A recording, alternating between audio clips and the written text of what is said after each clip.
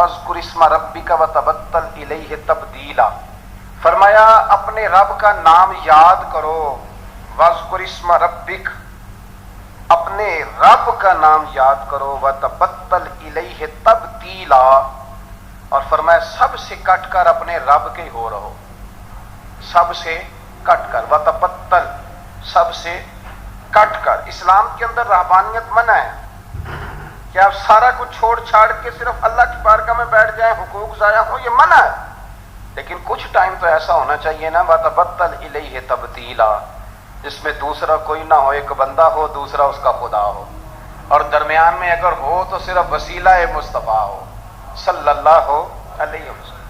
تو میرے نبی پاک صلی اللہ علیہ وسلم کے غلاموں، یاد رکھنا، ہمیں یہ حکم دیا گیا، ہمیں یہ بتلایا گیا کہ وَاذْكُرِ اسْمَ رَبِّكَ وَتَبَتَّلْ إِلَيْهِ تَبْتِيلًا، کہ اپنے رب کا نام یاد کرو اور سب سے کٹ کر اپنے رب کے ہو کے رہو۔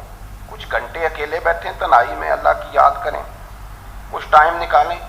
سیدنا عقبہ بن عامر رضی اللہ تعالیٰ عنہ ارشاد فرماتے ہیں، ترمذی شریف میں حدیث ہے، فرماتے ہیں میں نے نبی پاک صلی اللہ علیہ وسلم کی بارگاہ میں عرض کیا تھا کہ یا رسول اللہ نجات کا ذریعہ کیا ہے؟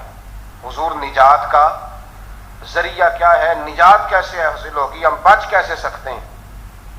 تو نبی پاک صلی اللہ تعالی علیہ وسلم نے تین چیزیں ارشاد فرمائیں، فرمایا یہ تین کام کر لینا اللہ تمہیں نجات عطا کر دے گا، تم بچ جاؤ گے دنیا اور آخرت میں۔ تین کام۔ حضور کون کون سے؟ فرمایا ایک اپنی زبان کی حفاظت کرنا، دوسرا رسول کریم صلی اللہ علیہ وسلم نے فرمایا تمہارا گھر تمہارے لیے بہترین جگہ ہے، آوارہ نہ پھرنا، بلا وجہ نہ گھر سے نکلنا، بغیر سبب کے نہ گھومتے پھرنا، تمہارا گھر تمہارے لیے بہترین جگہ۔ تیسرا نبی پاک نے فرمایا جو خطائیں تم نے کی ان پہ رویا کرو، اللہ کی بارگاہ میں رویا کرو ان خطاؤں پہ۔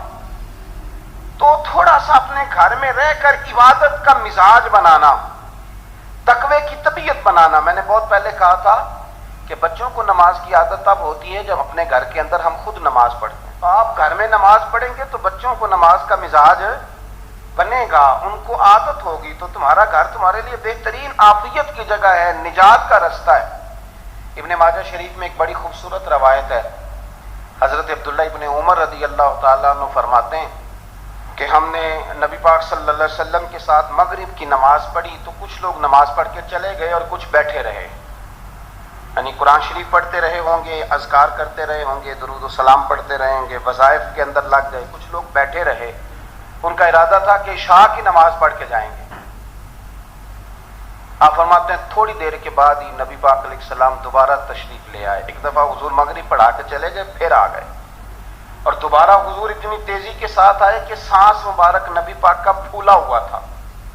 حضور آئے اور گھٹنے کے بل حضور بیٹھ گئے اور فرمایا ابھی ابھی تمہارے رب نے آسمان کا دروازہ کھولا ہے اور اس نے تمہارے اوپر، یہ جو تم مغرب سے عشاء تک اللہ کی رضا کے لیے بیٹھے ہو، فرمایا ابھی اس نے آسمان کا دروازہ کھولا ہے اور تمہارے اوپر اس نے فرشتوں کے سامنے تم پر فخر فرمایا ہے۔ اور رب کریم نے فرمایا فرشتوں دیکھو میرے بندے، ایک فرض پڑھ دیا ہے اور دوسرے کے انتظار میں بیٹھے ہوئے، یہ دیکھو میرے بندے، خدا خود میرے مجلس کو دیکھو میرے بندے، دیکھو ہم تو مائل بکرم ہیں، کوئی سائل ہی نہیں، راہ دکھلائیں کسے راہ رو منزل ہی نہیں۔ اور کہا تھا کہ کوئی قابل تو ہو ہم شان کئی دیتے ہیں، اور میاں مانگنے والوں کو تو دنیا بھی نہیں دیتے ہیں، لیکن شرط یہ ہے کہ ہمارا مصلی کے ساتھ دل لگے، طبیعت لگے۔